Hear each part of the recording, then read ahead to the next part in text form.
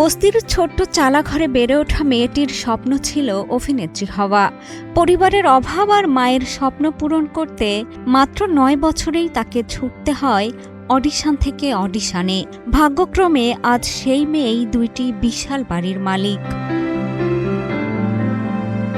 সম্প্রতি নেটফ্লিক্সের মুসাফির ক্যাফে দিয়ে নতুন করে আলোচনায় এসেছেন তরুণ সেই অভিনেত্রী মাহিমা মাকওয়ানা। জন্মদিনে নতুন করে সামনে এসেছে পর্দার এই পরিচিত মুখের অজানা জীবন সংগ্রামের গল্প।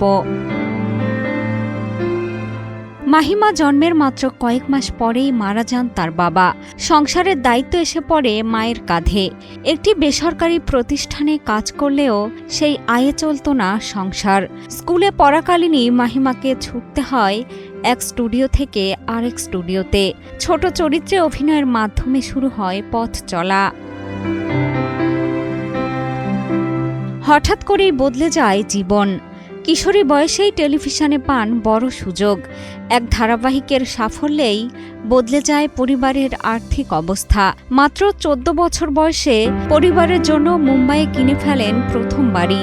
একই সময় কেনেন নিজের প্রথম গাড়িও। সুস্থ জীবন, সুন্দর পৃথিবী।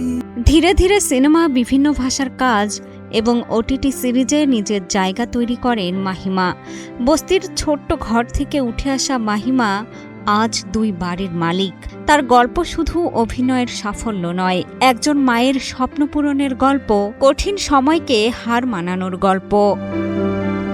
মিষ্টি খাতুন, কালের কণ্ঠ।